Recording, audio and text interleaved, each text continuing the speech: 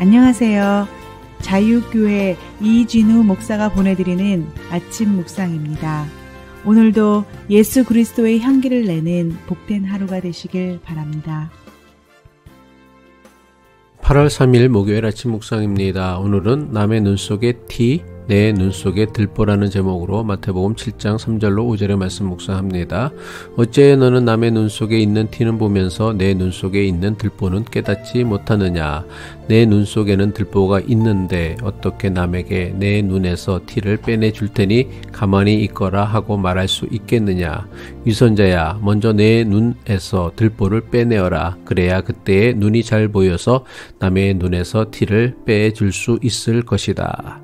형제의 눈 속에 있는 티를 보고 내 눈 속에 있는 들보는 깨닫지 못하느냐는 예수님의 비유의 말씀은 다른 사람의 잘못이나 죄에 대해 상관하지 말라는 말씀이 아닙니다. 이웃을 함부로 판단하고 정죄하는 것을 금하셨다고 해서 믿음의 형제가 서로를 바르게 하려는 책임마저 금하신 것은 아닙니다. 오히려 예수님은 형제가 잘못하거나 죄를 짓는다면 우리가 해야 할 가장 중요한 책임과 의무는 잘못을 타일러 주는 것이라 가르치셨습니다. 마태복음 8장 15절이죠. 만일 어떤 형제가 내게 잘못한 일이 있거든 단둘이 만나서 그의 잘못을 타일러 주어라. 만일 그가 말을 듣고 잘못을 고백하면 너는 형제 하나를 얻은 것이다. 예수님께서 비유로 말씀하신 다른 사람의 눈에 있는 티는 그 사람이 저지른 잘못이나 죄를 나타내는 메타포입니다.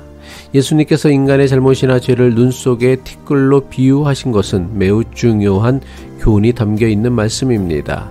눈 속에 있는 티는 절대로 눈에 있어서는 안 되는 이물질입니다. 한마디로 예수님은 죄를 사람에게 있어서는 안 되는 이물질과 같은 것으로 비유하신 것입니다. 사람에게 죄는 이질적입니다. 그래서 죄가 있으면 고통스럽고 힘듭니다. 상대방 눈에 티가 있는 것을 보면 그것을 제거할 수 있도록 도와주어야 합니다. 마찬가지로 상대방에게 심각한 죄가 있다면 제거하는 것을 도와주어야 합니다. 눈에 티가 있는데도 그대로 방치하면 심각한 경우 실명까지 할 수도 있습니다. 마찬가지로 죄가 있는데 제거하지 않으면 마침내 그 영혼은 죽어버리고 말 것입니다.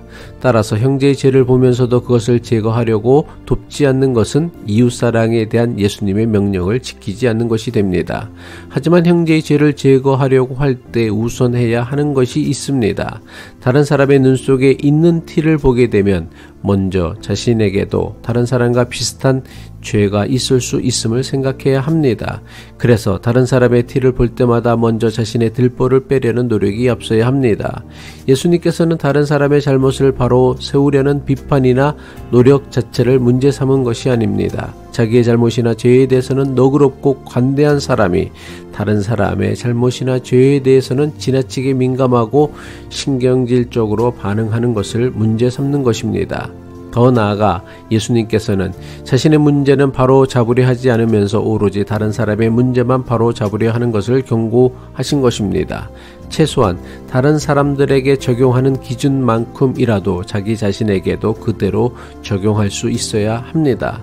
사도 바울은 권면하기를 남을 판단하거나 정죄하기 이전에 먼저 자기 자신을 살피면 하나님의 심판을 벗어날 수 있다고 했습니다. 고린도전서 11장 31절이죠. 우리가 우리 스스로를 살피면 우리는 심판을 받지 않을 것입니다.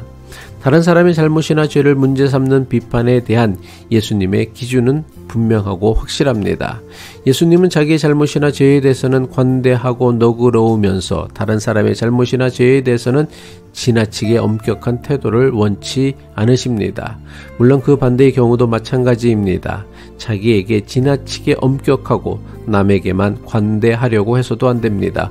왜냐하면 지나치게 자신에게 엄격한 사람은 절대로 남에게만 관대하게 대할 수 없기 때문입니다. 자신에게 지나치게 엄격한 사람은 자신이 가진 잣대대로 남에게도 엄격한 경우가 사실은 대부분입니다.